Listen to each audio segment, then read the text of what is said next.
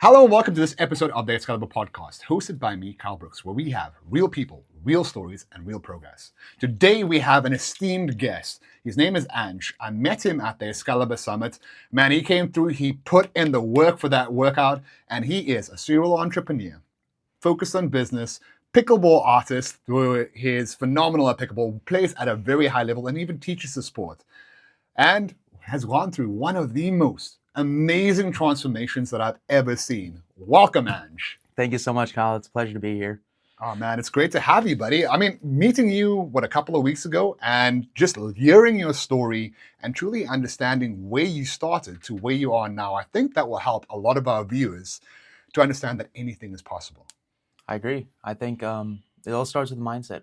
And as you know that as well too, I've always been a big advocate of changing your mind and the thoughts that you have, because from that branches out your words and your actions. And, before you know it, you are a product of who you are on the inside. So, it's just lots of mental resilience, I think, is what it takes. I think anybody that can change their mental schema is going to be in a great position to help benefit their life. Either way any way they want, really. So. 100%. Be, do, have. You first have to be the person in your mind. Then you can do the things that person will do, and then you will have the results that you truly want. Most people, they wish for something, but they never actually take experience in identifying as that person. They rather identify as the victim in a situation, looking at things that have happened to them instead of things that are happening for them. I think a lot of people use that excuse, and they're kind of like, I'm a product of my environment. But the truth is, the reality of that environment is all dictated by you. Precisely. You could see people in a terrible situation, maybe, something like shooting drugs, if you live in like the Tenderloin area in California, for instance, you could see that and be like, wow, these are my people. I got to be with them. Right. But you could also view it in the way that because these people are doing this, I know how much easier I have a chance to succeed above all these people, because they're already so busy with, injecting themselves with drugs, that I'm able to just be, that 1% in my community. 100%. And then later on, what happened with me as well too was I was growing up in a part of Richmond where it was not really academically inclined. Like I was getting 98 and above, so I basically had a perfect GPA throughout middle school. Then I moved to a different area towards Shore Pump, where now academics were a little bit more prioritized, and a lot of the schools you went to required higher academic scoring.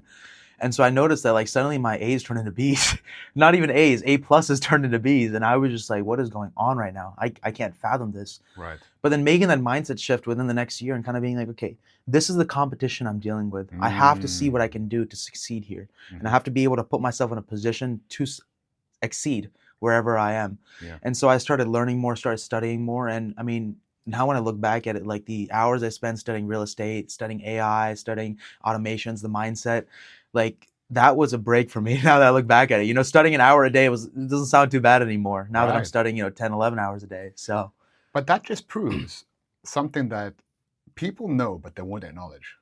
Hard work beats talent when talent does not work hard. It's very simplistic. And I've used this throughout my entire life. Because you've seen a couple of pictures of where I started from, right? 100%. I wasn't in the shape that I am. I was not as charismatic or charming. And it's something that I wish for my entire life. But you look at you, and you come from exactly the same standpoint, right? 100%. You created the man that we see today. Like your facial structure has changed. Your body composition has changed. Your walking into a room has completely changed just from looking after your body, changing your mindset. But what people don't know is those two are yoked together. Yes. I was going to say that. They are yoked together, because if your body changes, your mindset changes, and vice versa. In NLP, we call it mind and body or systemic process, meaning what one goes through, the other goes through. And it's truly amazing to see what that can do for a man. What makes you think that most men don't take action on it? Because it doesn't start very difficultly. I do think a lot of it has to do with society. I think a lot of us enable each other to be losers, in a way to say. I think we look at others, and because we don't have what they have, we downgrade them as opposed to look within and understand. And that has to do all, again, with the mindset of understanding that this is my environment, but do I choose to be the same as these people, or do I choose to exceed and excel? Right. And you got to consider you only have one life, right? At the end of the day, there is there's so many different sayings, so many different poems written about how you only have one life. Yeah. And it's completely true, because once you die, you die. You Mhm. move on. Whatever you believe in, you understand that this is not coming back to any extent. Yeah. You're reincarnated, you die, you're just in a nothingness, whatever your conception might be after death. Mhm. You only have one life. And so you want to make sure you live in the best way possible, that you are, enjoying the fruits of the best thing.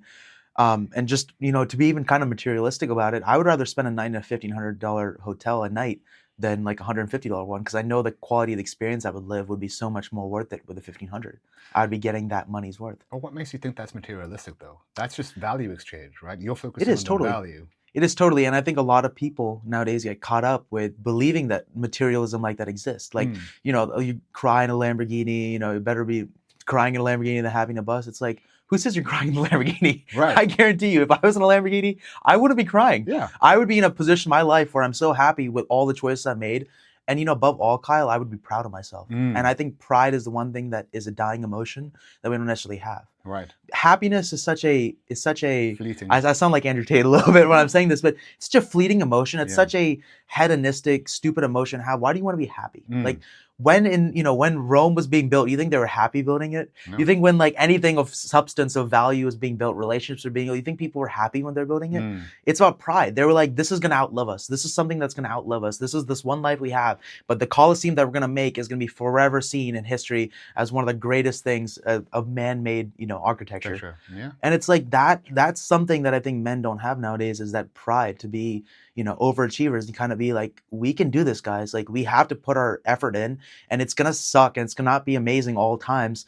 But when people look at us and they're like, holy crap, Kyle's got like a six pack, or Kyle's like a stud, like, that's a different type of like reaction that you get. And that pride will make you happier than any kind of short-term instant gratification. I can guarantee you that. I think you hit the nail on the head. It's not about happiness there in that regard. It's about acknowledgement from internally acknowledging, right? A lot of people get stuck with the external. They want to have that external validation. I see it everywhere I go with men. But once you reach this level of, I take pride of where I came from and where I am right now. I acknowledge how good I am, but I also acknowledge how far I have to go. And that stops you from having the big head of kind of being overconfident when things are not meant to be that way. But a lot of people are told not to have pride. Pride is before a fall, is what a lot of people say.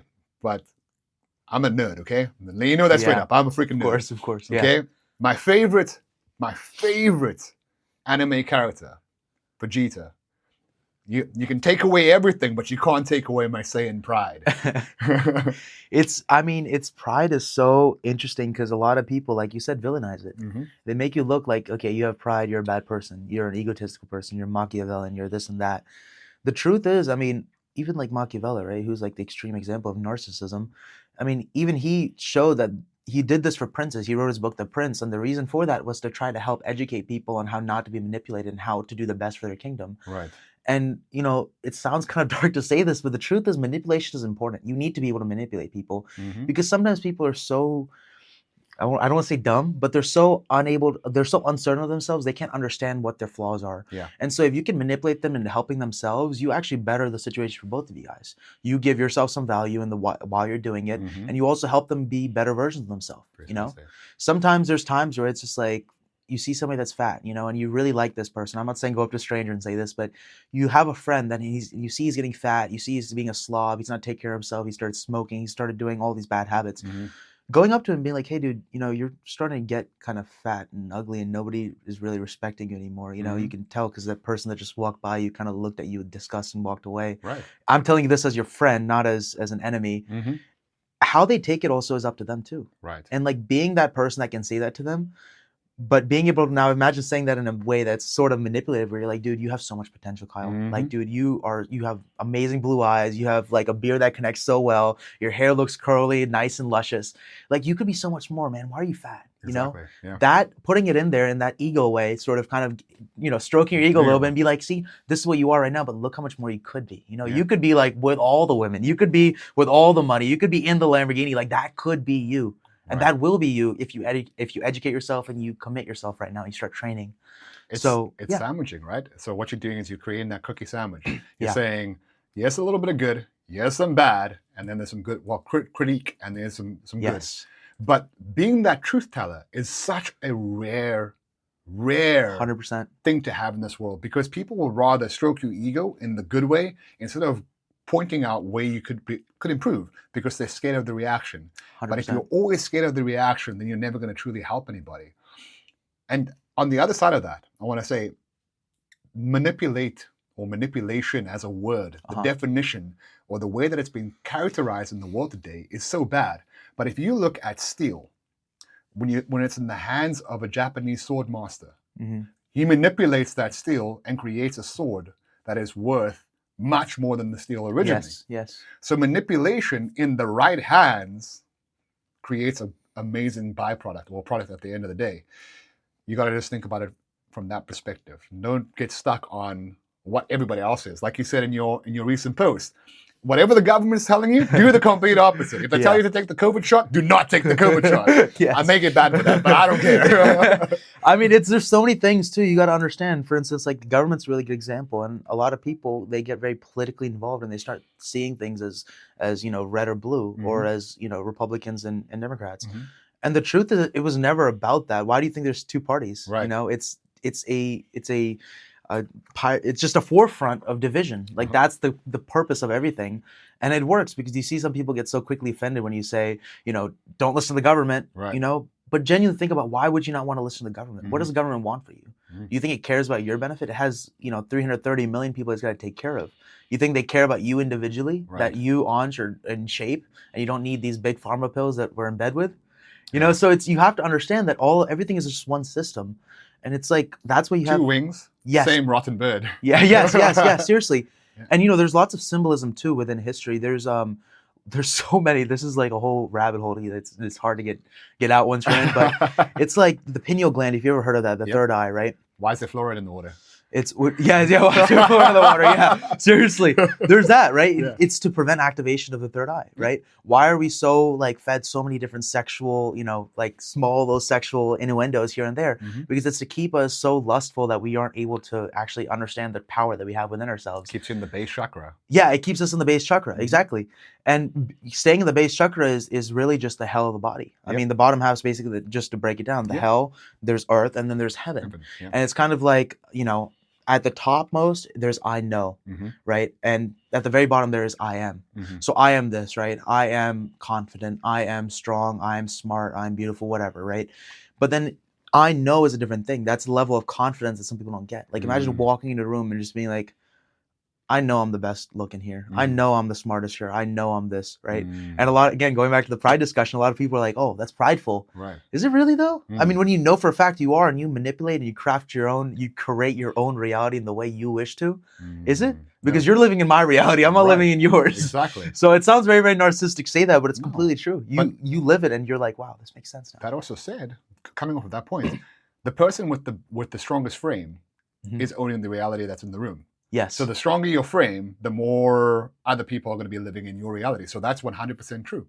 I agree with you. And from the perspective of up to that side of things, if people just started to align and do breath work, they would be able to move out of that. I don't know. Have you ever heard of Sir Ravi Shankar? If you name what his accomplishments are? The Art of Living. He's the owner of the Art of Living.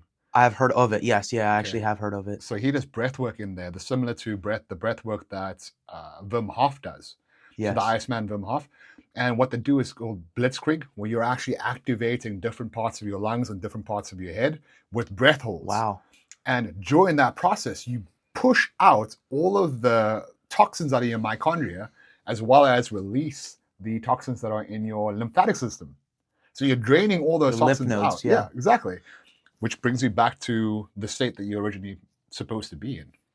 That's so interesting. I actually never knew that. I always knew about the importance of breath work, especially after Gareth. Irishman. Yeah, Irishman here. Yes, he told us about it, and he was like, just telling us, we did the stretch basically, guys, right, in this Excalibur thing, which was an amazing event, by the way. Thanks, and we were stretching, and you notice that your shoulder could only get so far. But then if you took a moment to just take 5 seconds to breathe in and then held it and then let it out for 5 seconds, you slowly start to see your arm move further and further down. And you realize the importance of relaxation is so important, along with breath work, that your muscles can do things that you wouldn't have imagined. Like if you had laid me down and like get this to touch the ground, I would have probably been like there for a day or two before I would have gotten there. I would have been like, I gotta get stretched some more. It's like, no, you just need to just breathe properly, you know?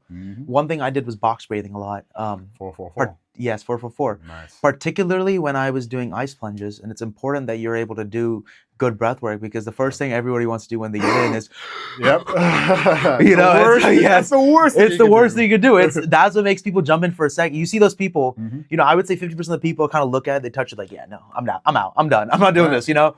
Then the other 50% that actually get in are like the ones, I would say like 10% of the ones that actually stay in for more than like 5 minutes, 4 or 5 minutes, right? But the other 10% are the ones that are kind of like, you know, they touch the water, they're like, oh, I'm done. And then the other ones that get in, they're like, okay, I'm done. And then they get out. And it's like 20 seconds, if even. You know, you're lucky if you get 20 seconds. And so I just remember like going in there and just being like, you know, we just have to be stoic about it. Like it's gonna hurt, it's gonna pain, it's freaking cold water. Pain you know, is part of the life. It's part of life. Yeah. And then you get out, and I remember doing this when it was actually this time last year. I did it for like the first time, I believe, and it was cold out, right? Because it's cold, and it was like 6 a.m., 7 a.m. in the morning. I did this actually with Will. We hopped in his little ice bath, got out, and it was just warm. Like it was like, I think it was like 40 degrees, something like that. It was like close to like 41, 42. It was very, very low 40s. And like we got out, I was just like, wow, it feels like a summer day right now. You know, you had like a fire pit going and everything like that, just in case, you know. And I was just like, I don't feel like I need this. I could just like run around the community naked right now. I feel fine. I feel amazing, you know. Like, in 41 degrees. Wait, after a cold plunge, that's not the worst thing to do. Yes. Yeah. After cold plunge, you're just all recovered. Your muscles are just like cold and rigid. You're just like, da. So no, cold plunges are amazing, and the breath work. Like that's when I realized the importance of it was doing cold plunges and being like, okay, you got to learn how to breathe, Ansh, because if you don't know how to breathe, you're not gonna be able to do anything. Exactly. And pickleball, like I can't tell you how many times I'm just like, you know, you're having a bad day, you don't always win every game. Even players that you should be winning to, you sometimes lose because they're just doing something right and you're doing something wrong. You know, it's a small thing. Just taking that extra moment to be like, it really helps reset everything within your mind too. Yep. It gives you a clearer view of what's going on. Be like, okay, I'm losing because he's hitting the ball here. I got to make sure that he's not able to hit the ball here because I put the ball here. Yeah. So just understanding small things, breaking down the game like that really helps a lot. And breath work is the forefront of it. So. 100%. Okay, coming back to your story, what started you on this journey of self-discovery? Because I know that you said you lived in Richmond, you were in a different environment, and you moved into Short Pump. So what created the circumstance, or what was your catalyst to becoming who you are today? I would say my catalyst was honestly getting bullied. I thought that was very, very interesting. Yeah, you know, people would never, and bullying the way, not like, you know, what's up, fatty, you know, like none of that. It was more of like sort of a subtle social bullying where it's sort of like, nobody really takes you seriously, and you could tell from the way that they carry themselves, the way they talk to you, the way they interact with you, you know, how they leave you in red after they've spoke to you for a day. Like, nobody really respects you because you're just kind of fat. They're like, this guy can't take care of himself. Why would he want to take care of anything that I have to offer, you know? And I mean, at that age too, it's women as well, you know. A lot of it is just like seeing a woman around you that doesn't want you, and you're kind of like, wow, she's really gorgeous. Like, I would love to go out with her or something like that. And she literally, I think one of them said, she was like, I would never ever go out with you. And I was like, wow, that's brutal. That's insane. And I just remember that kind of being like I need to do this. And there's so many times where I said, I'm like, guys, I'm gonna get abs. And it'll just get passed by me eating like fucking donuts or something, you know? And so you sort of realize that, like, you know, after all the excuses are done, after all the, oh, I'm going to do it, you know, one day it'll get done. After that, everyone's like, this guy's a liar. He doesn't say anything. Like, it's just all talk, you know? Then what's left after all talk? Action. You got to act. You have to act, because once you've already said everything, it's all done. Nobody respects you regardless. Now they think that you're, you know, fat and liar. Exactly. So you have to now just execute. You have to go in the gym and just be like, hey, hanging leg raises, I can only do 2 of them, but we're going to make sure we do 20 sets of 2 of them. Like, let's do that, you know? And I mean, it just persistence and resilience are just growing past that. And I guess to answer your question, my catalyst was kind of going through all the experiences of like social bullying. Just people not talking to you, people avoiding you, people being like, this guy's of no use to me at all. Making fun of you sometimes too, you know, like there'd be maybe a joke or something like that. And then you would kind of become the brunt of it, especially if it's like a fat joke or like a stupid joke or something. And you know, people don't realize, but it does affect you. You think you hear it so much. People, I guess they assume that he's heard it so much, he doesn't faze him anymore. It does. Right. It really does. And it starts to add up, and then, you know, it builds up to become kind of that catalyst you were saying. And that's kind of what happened with me, I think. And this was early on. This was like more middle school and then going into high school a bit too. Okay. But I think in 11th grade I started working on myself. And you know the amazing thing about working on yourself, Kyle, is when you know it deep down that I'm doing the best I can right now to be the best version of myself, nobody's bullying affects you anymore. I would say the bullying stopped once I started doing the work because I was kind of like, I'm putting the work, dude. Like, I'm going to be better than you. Like, you're skinny. I'm going to be shredded and jacked, you know? Like, it's going to be different. Like, you're going to be looking at me like, how did you do that? Can you help me? You know, like, it's going to be such a different tone that people are going to talk to you with. And I mean, even nowadays, like, I go to American Family Fitness all the time, you know, the same gym we go to, and people come up to me and be like, Ansh? And they won't recognize me for a second. And the ones that do are usually because I have the glasses, you know? And so I used to always wear the glasses. It's kind of like, what's that movie with Kevin Hart and Rock? CIA? I think it was one of those movies. I think it was CIA, and the one where he comes in, and you remember he used to be super fat, and he's like shredded and jacked, and Kevin's like, "Man, what's wrong with you, man? Why you look like that?" You know? And I just remember like going into the gym wearing these glasses, like these nerdy glasses, and that's the only way people can recognize who I am. And I like put the glasses on, and they're like, Ansh, no way, dude, you look amazing. And I'm like, oh, I know I do. You made me have to look amazing, you know? Superman and Clark Kent, bro. Yeah, seriously, yeah, I know. That's funny you said that because I actually do sometimes. I have curly hair. I let them do that. I let it fall like a little strand fall. I don't correct it because I'm just like I look kind of like Clark Kent. So you know, like there we go. Oh, yeah. So it works out amazing, man. Like I'm telling you, if you put the work in, you've done this as well too. I'm not talking to you. I'm talking to mostly the people that are listening. You ever put the work in, you will never not reap the benefits of that. That will help you in some way or another. Precisely. There's things that have never helped me, even within AI and real estate, that I can transfer from within industries. I can understand something within AI that was a business practice that can be applied in real estate and vice versa. Something within like my schoolwork of like learning, you know, what is encryption and being able to use that in real estate to do transactions.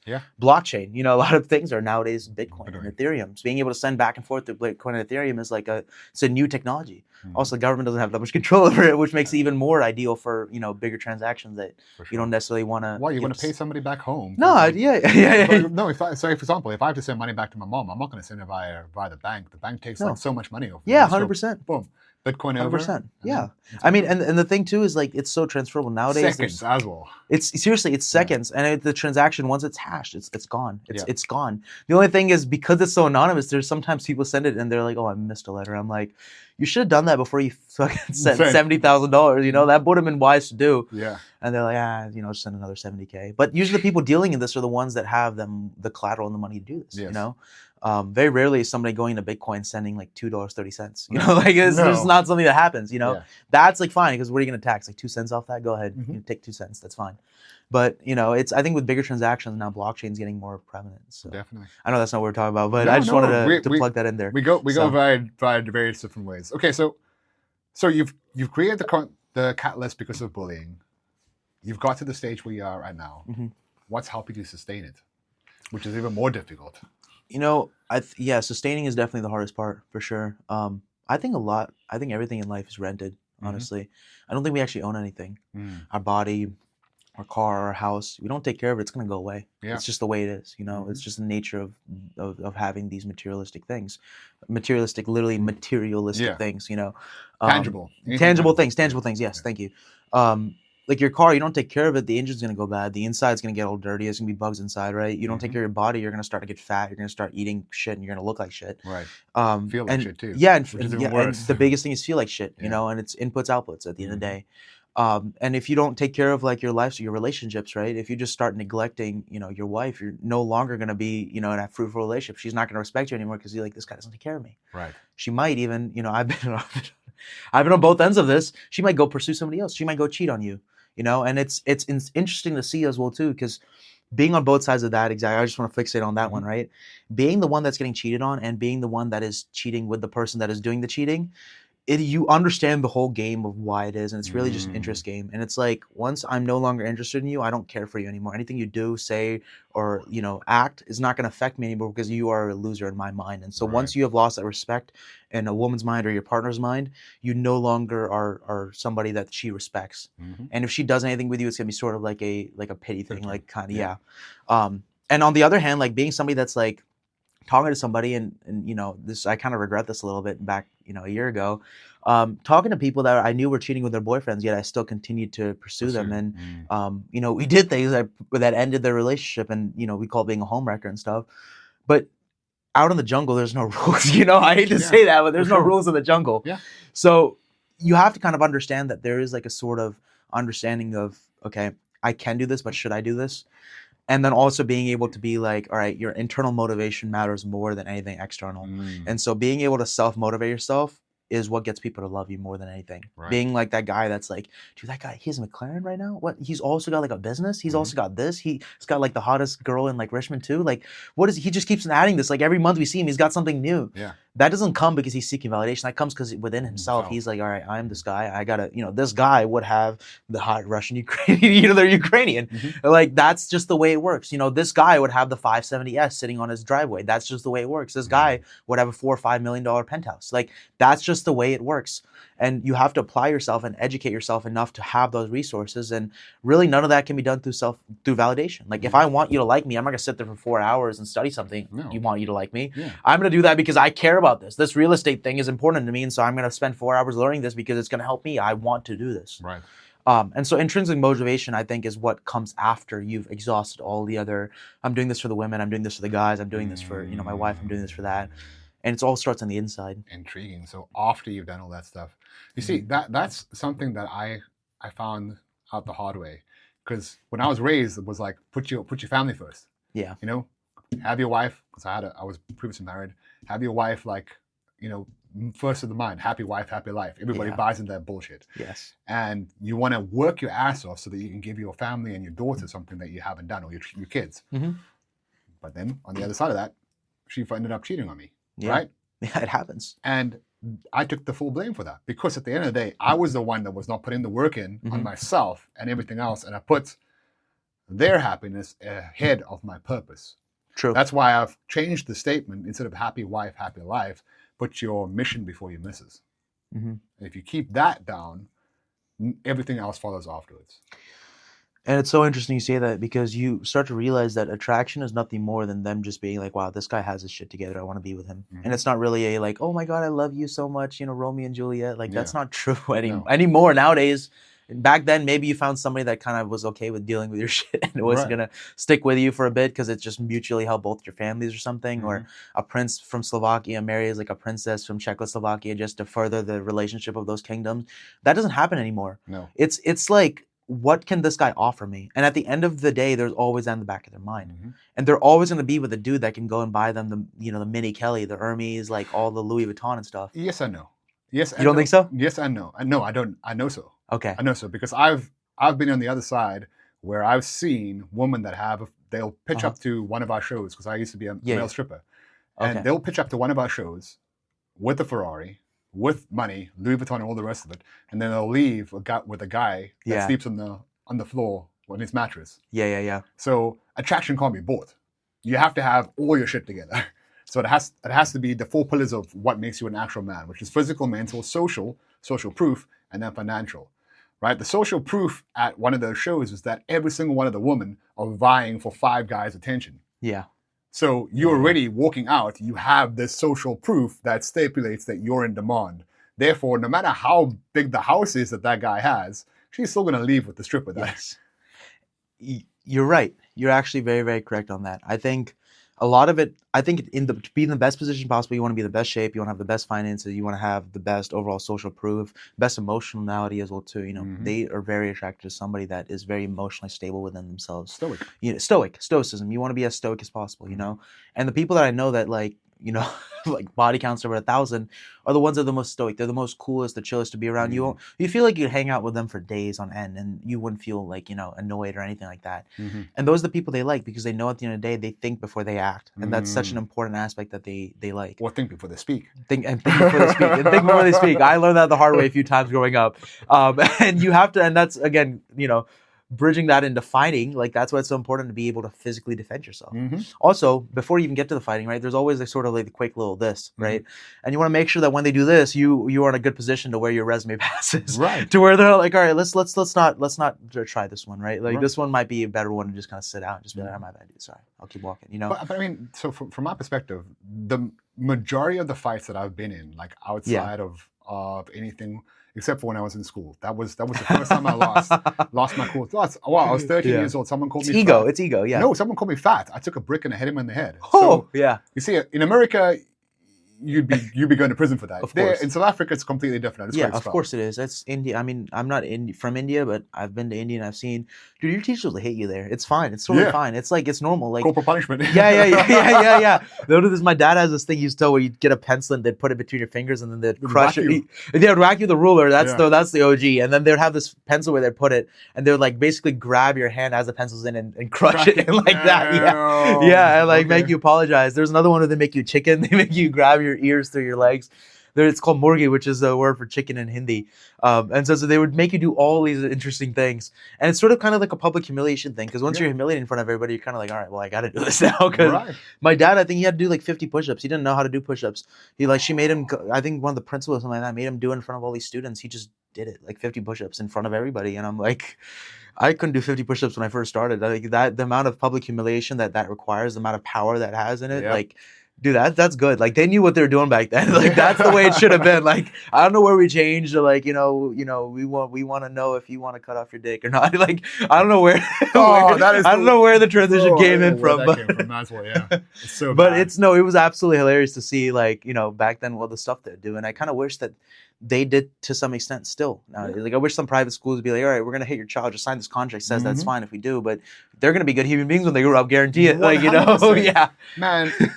It's crazy to see the amount of discipline that Eastern countries have over the Western countries.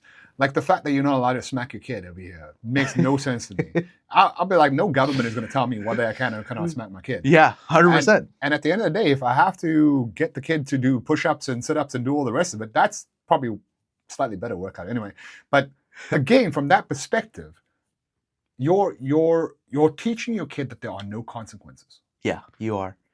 You are, and you're instilling this kind of this behavior pattern of like, hey, you can act the way you want to, and you can be emotional about it too, and you're not going to get any consequences at all, which is wrong. Yeah. Every time there's been an emotion involved in my life, in my grown-up life now, right?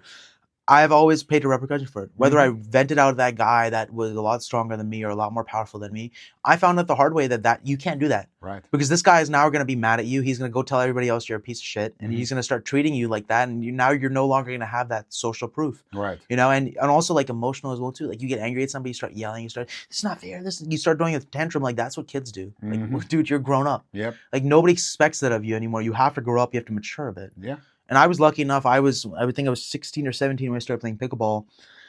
And back then, the average age of pickleball was like 50 or something. Like it was crazy. Yeah, it was high. It was probably higher than that. It was probably like 60. Because everybody that played was like senior homes, So all the people I was hanging around were like older adults and stuff like that. Now I think the average age has gone down to like 30 something, which is an insane drop from like 40 or 50 or whatever it was before, a whole decade. And I remember just hanging around older people. And so like I didn't have the time to talk about irrelevant memes in high school. I didn't have time to talk about all these things. I had to focus on growing and basically maturing more because I'm playing with older people that require that. Right. Nobody respects a kid that comes in and is like, hey guys, what's up? Making inappropriate jokes here and there, laughing around, giggling. I have to walk in and be like, hey guys, how you doing? Good afternoon, good evening. Like, you guys need a fourth, Yes. Carry myself with a little bit more maturity. But then I also realized 2-3 years later, everybody complimented. They're like, they would talk to my parents. They usually be like, your son's so mature. He's so mature. And I'm kind of like, you don't really know what I had to go through to get there. Like there's a lot of stuff I had to go through. I had to mature at a very early age because of that exact reason. Yeah. But also I do think because of that, there's times where right now, like I will say childish stuff because I know what the experience, I know what it's like to be super mature. So I'll just say stuff and people will be like, wow, he's very charismatic. And I'm like, I'm not. I'm just still half a child and half a man, Yeah. So it's like, you might think he's charismatic, but I'm giggly. Like I will make jokes that you'll kind of be like, is this guy like actually real? Like is he like saying this? Like did he just say that to me? And I'll be like, yeah, I did. And matter of fact, I'll say this too, And so they will be like, I can't believe this guy. Like he's in real estate. He understands this. He talks to investors. Like he's talking to people with millions of dollars in the banks. He's getting in conversations like this, talking to people that are, successful. But then he's also going around making stupid jokes. Like, how does this work? That's right. But you realize that that's kind of what gives you that unique personality. And it's sort of like, I'm the only one that has gone through that. I'm the only one that knows the kind of work that it's taken to get there. And somebody that wants to try to be me, sorry, buddy, you're going to have to try a lot harder. You'd have to start at 16 because that's where I started. Well, they call it cat string theory, right? Well, I haven't heard that. Cat string theory is, so if you're looking to attract a woman, you think about it, a woman as a cat. You've got a string there. Yes. You can do this with the string the whole time, right? The cat's going to be entertained. As soon as you drop that string, what's going to happen? Walk away. Exactly. So that's the same thing with your personality or the way that you portray yourself. You have two different, the yin and the yang. Yeah. You're portraying both sides of the argument, meaning that people don't really know how to get a read on you, which is a good thing because that increases mystery. Mm-hmm. Have you ever read the book The Game by Neil Strauss? No, but I'm going to read that one actually at one point. I like that a lot. Phenomenal book. Absolutely phenomenal. Neil Strauss is an amazing writer, and he articulates the points exceptionally well, but he also gets you into the story very, very... Indulged, exactly. And from that perspective, I read this when I was, 16 years old. I took a lot of those stories, a lot of the metaphors that they've utilized, and some of the techniques, and I've honed some of those things into my skill set. For example, like if you go to a party and you want to display higher value for people, they've got this thing called the cube. Okay, I'll do it with you right now. Imagine that you're walking through a desert and you see a cube. What size is the cube? Small, like about this big. Okay, interesting. Is it opaque or is it transparent? It is opaque. It's a solid color. Okay, what color? Red. Red, light or dark? Dark. Dark red, okay. Place against this cube a ladder. Is it going to be in the left side, right side, or center? It's going to be on the right side. The right side. Mm-hmm. Is it easy to climb or difficult to climb? It's going to be easy to climb. Easy to climb, okay. Place to this picture a horse. Where is it in relation to the cube and what is it doing? It's on top of the cube. Intriguing. And what's it doing? It's pooping on the cube. Okay, interesting. Intriguing. Very intriguing. All right, add one more thing to this image. A storm. Is it a storm that's close or is it a storm that's far away? Is it one of those storms that fucks shit up or is it a storm that's just like in the distance not doing anything? It's a storm in the distance that's kind of peaceful and it's not really it's stormy. You can see that it's really, really stormy, but it's far away from us. It's not near. Intriguing. Okay. Do you want to know what all this means? Yeah. Absolutely nothing. I'm just messing with you. Yeah. I was like, when you asked like 4 or 5 different elements, like I get like 1 or 2. I was like, I don't know. No, I'm joking. On a serious note now. The cube is the size of your ego. Okay? Your ego being this size means that you have a specific way that you think about yourself, but the majority of your value comes from internal. So whatever other people are saying to you does not mean anything, right? You, from that perspective, know exactly how and who your value is. Your cube being opaque, right? It was opaque. Yes. Means that when people get to meet you, they don't need to meet the real you. It takes time for you to open up and display who you truly are. Being red and being dark red is a very vivid and passionate color. So as a human, you're passionate, you're creative side of things, but you also have a very strong analytical side of things. Your ladder being on the right side is how social you are. You're very, very social. You like to have people around you. However, there are times that you like to break away from that and have time to yourself to recharge. Interesting. Your ladder being easy to climb is how you handle your goals. You set them there, but they're relatively easy to climb. The one that got me, though, is your horse. Your horse is your perfect woman. Oh, I see. So Antonio Brown, I guess. So I was like, that's it. Being on top of your ego means that, okay, she's definitely an aspiration, but taking a poop on you, I don't know how to handle that. Oh, that's so funny. That's actually hilarious. That's funny. And no. the last element is your storm. Your storm being so far away from you and just being calm in the distance is how you handle problems in your life. They're there, you know that they're there, but they're not going to mess with who you are and the relationships that you currently have. I want to say one thing about that, actually. The storm, I think that's really, really applicable. I think a lot of the things that we attribute as problems in our life are not really problems. They're just things that require attention. Right. You know? So if something comes up and it's, I have a problem at work. You don't have a problem at work. You just have something that requires your attention. Once that's over, it's no longer your attention seeker, your problem. Right. So a lot of people are like, it's so problematic, like this and that, my mental health, this and, whatever, right? It's just something that needs your attention, as is everything, Right now, you playing Fortnite at home, eating potato chips, like that's also your attention. That's technically a problem too, if you think about it. 100% a problem. It has your attention. Yeah. That's probably a bigger problem than the one that actually requires you to make, close a multi-million-dollar deal. Like there's a difference between them. Yes. And so kind of being able to like parse through that and be like, all right, well, where do I want to put my attention, right? Because where attention goes, energy flows. And so you have to be important and very purposeful about putting your attention somewhere where you feel like you're going to get the best returns for yourself. Not that somebody nobody else wants, but that you want. Right. You know, and I mean, it's just everything is sort of like I told you, it's all rented, and you have to put energy into certain things, and attention is currency. And I didn't believe it until I heard like Luke Belmar and stuff. I don't know if you know Luke Belmar. No. Oh, you got to listen to this guy, dude. This guy is like literally will blow your mind sometimes. He's not really red pill. He's not black pill. He claims to be nothing, but he's just so like, he talks about the universe, talks about mindset, talks about faith, all these things. I highly recommend listening to him. Okay.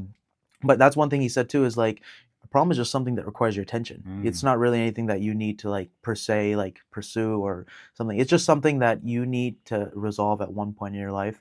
And everybody is different attention seekers. Everyone has different problems. Some people's problems are, my wife's going to leave me. Some people's problems are, how do I make sure my wife doesn't find out about my other 3 mistresses? You know? Yeah. So like, people are at different levels of the game. Right. You know, it's just about where you are. You know, and also I've realized one thing too, is like, it was never about the materialism. It was never about the women. It was never about any of those things. It was always about who you were on the inside, because who you were on the inside is what dictates all of that. It brings all of that in. Right. That is what you see on the outside of somebody is what they are on the inside. And I think like you just kind of broke down everything I said to you, because I told you everything about myself. I told you about the cube. I told you about the horse. I told you about, you know, everything. I even went a little bit further in detail about my future wife too, you know? Right. I mean, all these things are stuff that I told you and you were able to make an assumption off of me. And so we are what we think and what our thoughts are. And I always put it at thoughts, words, actions. Yes. Thoughts being at the very bottom. That's what defines us, right? And the coolest thing with thoughts, Kyle, and you know this as well too, is you can change them. You can go from I'm fat to, you know what? I'm strong. I am, you know, skinny. I am, you know, beautiful. I'm handsome. I'm whatever. And you can change them like that. Right. You know, like somebody used the example of like, in what other place, what's the fastest thing in the world? It's not the speed of light or the speed of sound or any of those. It's your thoughts. Because you can go straight from like white elephant to thinking about like that door, you know, to like thinking about like, you know, the roof, or thinking about like a McLaren. Like it can just jump anywhere, you know? And so being able to just dictate thoughts and have control of your thoughts impacts your words. And once your words are impacted, now you're saying things, you're manifesting, as we call it. You know, I don't like the word manifestation because it's so overused, but I have to use it so people. It's totally true. It's just being like, you know, guys, I am the guy that can do this. Like before you hop on the bench, you're about to hit a PR, right? Like I can do 315. Like this is me. I can do it. Like I'm going to be able to do it. And then guess what? Your actions follow right after. And that's see it in your mind. You can hold it in your hand, is what a lot of people say. Yes, and are you a Conor McGregor fan? Yeah. So one of the things he says, I think it's his most popular motivational video one, but he is like, if you can see it here, then you can believe it here, then it will happen. And I'm like, dude, that's no wonder this guy is one of the best fighters of the lightweight belt. Like this guy, he manifested all. And who was it? I think it was Andrew Tate or Tristan Tate. They were talking about it, and they're basically like, his psyche is so strong too. When he talks to people, he's kind of like, he gets in the ring, right? He's like, oh, I'm gonna fuck you up. You don't realize I'm gonna send you back in a little, you know, crate of bones to your wife. You know, like he's talking to you like that. He's kind of like convincing himself that he's gonna do all that to you at the same time. He's sort of like he's kind of manifesting. He's doing a spell to himself, where he's kind of like, I'm gonna do all the stuff that I'm saying, you know. Then when I get in the cage, I'm gonna just start like hitting you, you know. And so it's so interesting to see it. And I guess if you watch, are you into UFC and like watch? He's playing chess when everybody's playing checkers. Yeah, exactly. You gotta understand that. Exactly. Like when he went against Jose Aldo. Yes, yeah. He completely baited that guy into creating the circumstance that was going to create 100%. a 13-second knockout. Is that the one where he told ahead of time, he's like, he's going to go here, I'm going to do this, and then we're going to close, right? And then he just applied it. It was in the locker room, actually. There was a video of him saying to his coach, he's like, he's going to go here, I'm going to slip right, I'm going to go do this. Yeah. And I think the exact same thing happened, like literally word for word, everything he had said. Yep. The only person that he has not been able to do that with was Khabib. Yep. Why? Because Khabib understood his game. And so what he did was he gave him nothing to work off. Everybody else, you know, whoever he's fighting, reacted. They're very reactive. You know, like everybody, like for instance, John Jones is a great example. Like when he says this to people, they always react very, very first. No, I'm going to do this. I'm going to do that. And you can tell that they're kind of in a fight or flight response. Posturing it, yeah. Khabib's just kind of like, we'll see, you know. Yeah. And as Henry I'm the going 14th, to smash you. Boy. Yeah. I'm going to smash you. Yeah. As King Henry said, I think I've read in the Laws of Powers. The reason King Henry was always speak less than necessary, law number 4 of the 48 Laws of Power. He actually specified the reason people are so scared of him is because every time they come up to him, they give him this whole argument like, this guy stole from me, he did this and that, and he goes, we shall see. He would only say that every single time. People would be like wondering what's he gonna say next, because you know, he just said we shall see, and like they would wait days on end to see what his decision would be. And like that mystery and stuff was all evolved because he said, "We shall see." And that's kind of what Khabib used, was basically "We shall see." Yeah. You know, and then he got on the cage, and it was one of the funniest moments in my life was watching him, like, you know, Gunnar just like this, and he was beating him with his elbow. He was like, "Who's talking? Let's talk now. Let's talk now." And I'm just like, that's like the kid in him coming out, and just being like the little ego in him sort of coming out. It's so interesting to see that even the most humblest fighters who like, dude, those people are killers. The Dagestani fighters, they're killers. They're like literally like, I met a few of them. Like you can tell because they shave their beard in a very distinct way. They're like straight up. Yep. Sometimes they have red beards, which is even scarier.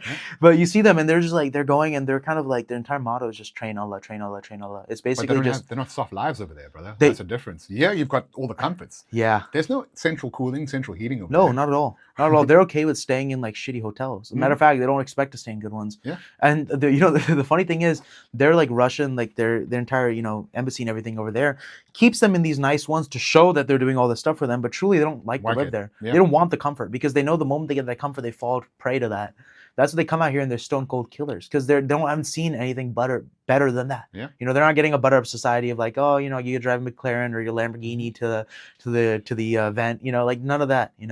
Dana White, like they don't even speak English as well. They can't possibly communicate with people. Yeah. Like they're just in there. They're like, kill that guy, smash his face in the ring, leave. Like that's literally what it does. Conor McGregor said that too. He's like, I'm not, moneymaker. I just smash people's faces and I leave.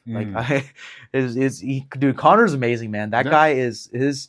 I kind of wanted to be like him when I was growing up a little bit, but then I also got kind of, like we were talking about at the very beginning, people kind of were like, oh, pride's a bad thing. Don't be like him. He's bad. Nobody likes that, He's the biggest moneymaker. He makes more money than like Cristiano Ronaldo. He makes more money. Why? Because he attracts attention. People want to watch his fights. Yeah. Whether it's because they want to see him say some funny shit before the fight, the press conference.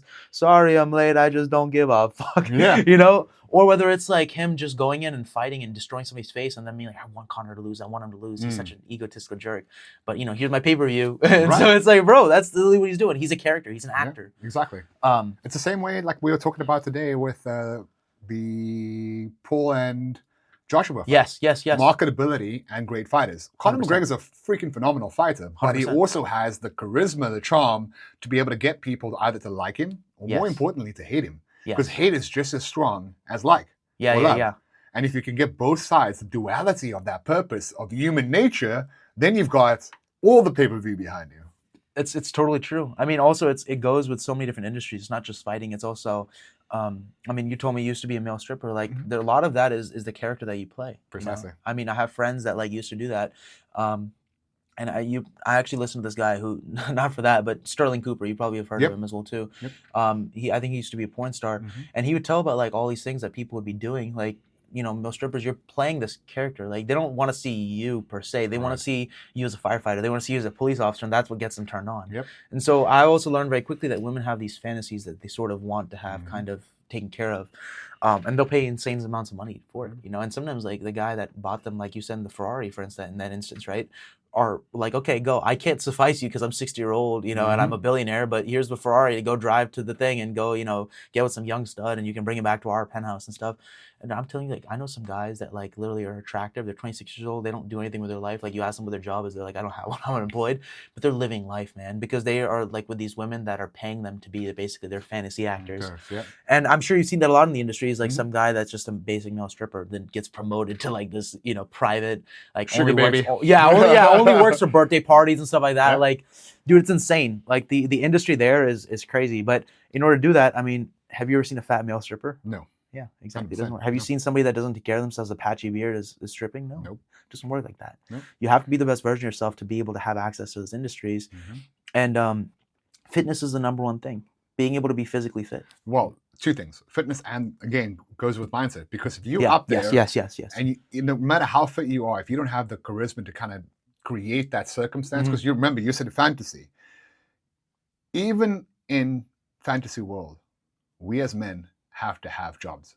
You go to a strip club over here for a woman, they just take the clothes off and men are happy. Yes, 100%. I mean, it's truly, men are simple creatures, as we put it, It's just like, oh, nice, I like, all right, let's go. We gotta go, I gotta go sleep. I gotta go back to my wife, With the man side of things, you have to have a job and then strip out of it to be able to actually even create this enticing environment for them. 100%. And you have to know what to say and what not to say, because at the end of the day, you are an actor. Precisely. You know, I mean, and for women, it's the other way. And it's a very primal thing by nature. You know, I think that's the way it's designed. Yep. I think women are supposed to seek somebody that's big, strong, powerful, and protects them. And then men kind of just are supposed to, I mean, not nowadays, but they're supposed to just chill, be themselves, do what they got to do, and then they will attract whatever they want to attract. But and it's changed slightly because of social dynamics. Because the alpha male body type essentially gets taken to an extreme, but sometimes those guys aren't actually alpha males. No, they may be in great shape, but then they have no game or no ability to talk, or they can't even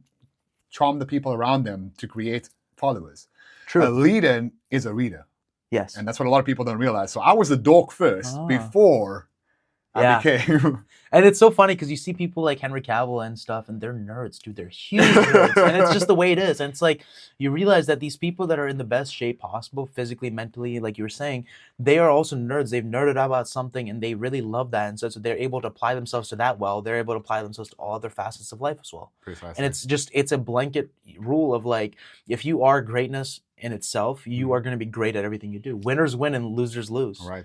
That's another thing that Luke Belmar says is winners win and losers lose. If you're a winner, you're going to win at everything you do. You know, you have a competition, even if it's just like a little rally race for like field day or something, you know, on Thanksgiving trot or something like that, you're going to win. Right. You're going to be first place in that. You're going to get the charity, you know, the charity gift card or something for like, you know, Hooters or whatever, you know. Hopefully it's not a family event. You're not getting Hooters and gift cards. But, you know, you're going to win whatever that is. Right. And the same thing with life is like, all right, that guy has a better car than me. That can't happen. He's in the same neighborhood. He has the same house. He has the same mortgage as me. How is he able to afford that? There's no way. I'm going to, you know what? I'm going to work overtime on my next, you know, job so I can create another stream of income, right? Create another stream of income, exactly. And try to build serious. something. Or maybe, you know what, I'm not going to work for this person. I'm going to build my own business that I can do that because I can do what he does. Precisely. You know? And that's like winners win, losers lose. And people that are losers are always going to be like, you know, his dad gave him that money. Or, you know, that's looking for crying a Lamborghini, you know? Victim mentality. It's victim mentality. It's totally victim mentality. From my perspective, it's, you know, that FAIL is an acronym. What's an acronym FAIL. FAIL is an acronym. FAIL is an acronym for first attempt in learning. Yeah. The first time you fail is a learning experience. And then 100% you build on that and you build on it, and eventually the difference between me and most people is I've just failed a lot more than everybody else. 100%. Somebody told me this. They said, if I told you right now, like 10 more failures and then you're going to succeed. On the 11th one, you will succeed. How quickly would you want to fail? You know, I'd be like, dude, like, all right, no, this didn't work. Okay, cool. Okay, this didn't work. You know, all right, this didn't work. Like, all right, now we got 7 more. Like, this didn't work. You know, this didn't work. Then, you know, this didn't work, this didn't work, this didn't work. And you just keep doing that. You hammer it and hammer. Then the 11th one, you're like, it's going to work. And you go for it and you fully manifest it. And it's done. And, you know, Justin Waller says this. He's like, people think it's overnight success. It's not. There's all those failures and there's always those tribulations of being like, why am I even doing this? You know, there's no point in me doing this. And then you kind of get through and you break through and you're like, wow, this is insane, man. Like, this is what it's like on the other end. You know, that's why I've got that up there. That reminds me. So my 4 core values are integrity, honor, grit, and drive. 100%. Integrity, doing the right thing when nobody's watching. Honor yourself enough to maintain your word. Grit and drive are the 2 things that you need to be 100%. Able to do anything else in life as well. 100%. I think that's the one thing that they found among all successful people is that they had grit and drive. Those are the biggest things. And integrity is also a really big one too. That's why I always make an effort not to hang around people that I know don't have good finances, that I know don't have good game, that I know are just bad people, or they don't have something. If they're lacking something in their life, I know that there's a reason for it first. And then second, I know they'll do whatever it takes to get there. Right. So if I'm going out with this girl, right, and I bring this guy that doesn't get any play, he has no game whatsoever, he's just maybe ugly or whatever, he could be in good shape, but he just doesn't know how to talk to women, right? I'm not going to want to hang out with him when I'm with a girl because I know he's going to be trying to get that woman. And we've all had that. Like, you're going around and, you know. I've had that with my cousin, bro. Yeah. It happens. Dude, it happens all the time, bro. I'm telling you, like, I go out and I'm just sitting there and I'm, like, working out. I'm like, go use the restroom. I come back and he's, like, flirting with her. And I'm like. Hold up.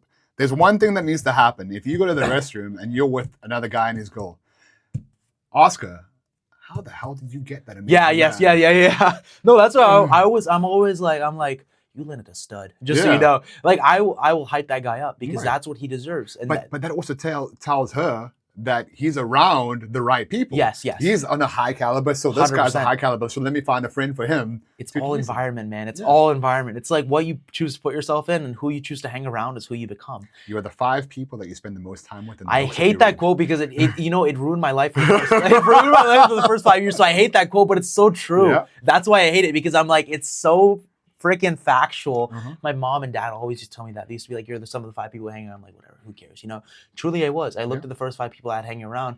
It was like, all right, cool. They're, you know, they did drugs. All right. Oh, okay. This is, you know, and then like this guy, you know, he's a loser. He's fat. All right. That's the second one, you know? Right. So you just realize that you are basically just a mirror of all of these people that you're hanging around.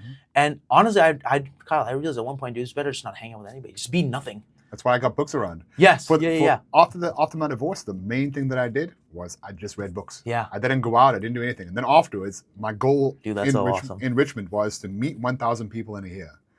So I went out. I went to different bars. 3 people every day. Yep. And but here's the thing.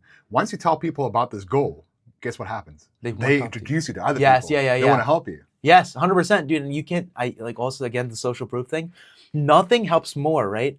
If you go up and you talk to person A, right? Person A might be like, okay, well, this guy came and talked to me. Now, if I know person A, I go up to him like, hey, this is Kyle. You've been vouched for socially. I've talked to you. I'm like, hey, this guy, he's not psycho, right? Because I have talked to him, but here, let me introduce you to him. So it kind of makes that bridge a lot easier because you're like, all right, this guy knows him, and therefore I know him. Yeah. Also, within business, too, I've realized there's a psychological pressure of doing business with somebody you know because you don't want to upset the person you do know. You know? If I want to do business with you and I know this person right here, I'm going to tell this guy to introduce me to you because now you feel like you have an obligation to him and to me, as opposed to just me. Before, you know, you could just be like, this guy's a stranger. I met him in some real estate conference, whatever. You know, block. You know, but with this guy around now, it's sort of like, oh, I'm held accountable. Like this guy knows him. So if you block me, I'm looking at like, yeah, he blocked me, and he's like, oh, he blocked you. That's weird.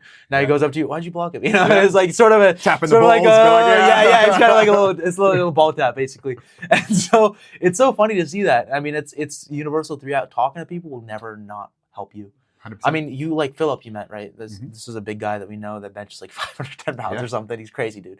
Phenomenal dude. He's phenomenal. Absolutely phenomenal. He's amazing, dude. Dude, so sociable. He's like 6'2", absolute stud. Killer. I've gone out with him a few times when I used to go out. And he would, dude, like this guy would like nonstop, like really go anywhere. I couldn't go around him on days where I was just down because I'm like, this guy's gonna go talk to women. And he's gonna bring like, he's be like, hey, this is like Sarah, dude. Like she's got like 7 of her friends. They're all coming with her. I'm like, we don't have that many space. Like we can't collectively drive them both in our cars. Like we physically can't. And then I just remember like doing that, and I'd be like, hey, you know, I got a friend, he's a stud over there, you want to go? And it works really, really well with like older women because you know he's older himself. And so I remember just going and like introducing him to people and stuff like that, and it never hurts to have more people to know because you walk into a club with somebody new and you're kind of like, hey, what's up? Oh, hey, what's up? Oh, hey, what's up? They're like, this guy knows everybody. Like, holy crap, this guy's social connected. Proof, Yes, and social proof, dude, is like by far one of the biggest things I've noticed for like game. It is one of the biggest things if you can go in there and people know you. And you know them. Or, you know, sometimes like at pickleball, this happens is like when I travel sometimes, there's people that know about me locally, like they have heard of me, they've seen my Instagram and stuff like that. They almost approach you as fans, which is really, really weird. Because I started very young doing it. And so I just remember being like 17, 18 and people coming up to be like, oh, you're such a good player, you're such this and that. And I'm like, thank you. you know, I was like, yeah, keep talking. You know, like I was like, I love this. But now it's sort of weird because I feel like whenever I get it, I'm kind of like, what does this guy want out of me? What does this person want out of me? What does this girl want out of me? You know, she's like, oh my God, you play pickleball, right? You have like 100,000 followers, right? And I'm like, yeah, I do. And then I walk away because I'm like, nothing that's going to come out of this is productive. Yeah, exactly. And it's sort of like, the all of it is not cool. Like whatever, you know, and she knows now, and now it's like no longer a secret. Yeah. I'd rather go with somebody that doesn't know anything about me. He's just like, oh, he's a nice guy. He's got integrity. He's got grit. He's got drive. Not what have I done with those. I don't want to show them the accomplishment. I just want to show them what I am. Yeah, exactly. So, and I think that's the biggest thing is like being the person that you are is a lot greater than pretending to be somebody you're not. Because at the end of the day, when everything fails, they will see who you are through your accomplishments and who you actually are as a person. 100%. So, okay, on that note, I want you to leave the viewers with 2 things that you believe could impact them for the rest of their lives. 2 things that I think could impact them for the rest of their life. The first thing would probably be find something of value to do for somebody else and find a way to either monetize it or get yourself involved as part of that value process. And so if you could possibly give yourself an upper hand by being of value to somebody else, you can now leverage your assets and their assets to be a better comedian. If you can find maybe this guy, you know, maybe a billionaire, he has all the money in the world, he has all the materialist things, but he doesn't have game, he doesn't know how to talk to women, right? If you can just be like, hey dude, like look, like every time I go out, we end up like with 7 or 8 women coming back to our place. Like I'm the guy you want to talk to, right? You can now leverage his billions of dollars of assets, his golf course, his this and that, to bring them back to penthouses rather than your crappy apartment, you know? So find something of value that you could possibly offer to somebody else, and find a way to monetize it as well too if you want to make money. And that's the quickest way to make a lot of money, is find something of value and rinse and repeat that until you have enough money to, you know, buy somebody else's service and then just scale from there. Second thing is more of like an internal thing. I would say be in the best shape possible. Seriously, there's a lot that goes into somebody that has the best shape possible. I mean, people want to interact with you a lot more. I think people are a lot more open to wanting to talk to you when you are in the best shape possible, because they're like, this guy's a stud. Like, I want to talk to this guy regardless of whether he's selling me something or not, you know? Right. Matter of fact, I remember when I was kind of doing sales and like cold calling stuff, the response I would get cold calling were far lower than I would get in person, because I was able to close so many more because people would see me physically and be like, holy crap, this guy's got black curly hair. Not to, you know, stroke myself, but he's got black curly hair. He's, you know, almost 6 feet tall. Like, he's great shape. He's a handsome dude. Like, he's nice and caramel color. Like, you know, he's all this. Yeah. And so then they were like, oh, I want to keep talking to this guy just because I want to keep talking to this guy, you know? And so they wouldn't even realize when I'm like, yeah, you know, you might benefit from like this guy's services, you know, which I somehow happen to make 50% commission off of, you know, like I was just like, yeah, you might, oh really? Yeah, give me his number. I'd be more than happy to, or, you know, I'd love to do pickleball lessons. You know, I'm like, this girl doesn't know anything about pickleball. She doesn't care about pickleball. She just wants to do it. I'll show you after this as well to a conversation that happened between me and somebody else, where I was like, I even said to her, I was like, I don't think you're really interested in pickleball, to be completely honest with you. So this is my life. I don't want to just go and like, you know, play around with my life. So I'm unfortunately not gonna be able to do a lesson, but if you want, here's another resource that you can do, you know? Right. And just like going through that. But the point is, just remember that being in the best shape possible opens so many doors, and it's the first thing. It creates the first impression, where after at that point, the only thing you can do to mess it up is be weird. Right. So I would say those are the two things I would leave you with, is find a way to give value to somebody else through something that you excel with. Communication skills, you know, interpersonal skills. You're just, maybe you're a handsome dude, you can teach people how to look smacks or whatever. And then the second thing would be to be in the best shape possible. Physically be the manifestation of man. Just be a freak of nature. Right. So add value. And remember that your body is your resume. Yes. It says everything I like that. Your body's your resume before you open your mouth. 100%. Yeah. I can't tell you how many times I sat there in front of a room, you know, and I'm wearing like a polo or something like that. Yeah. And my shoulder, like my arms are flowing out of my my like little things, and they're like, holy crap, this guy's big. Yeah. You know, they're like, that shirt, like, you know, they'll make jokes. They'll be like, I think you're wearing a size too small. I'm like, hey, I shop at Baby Gap too. Yeah. I shop at Children's Place. That's so funny.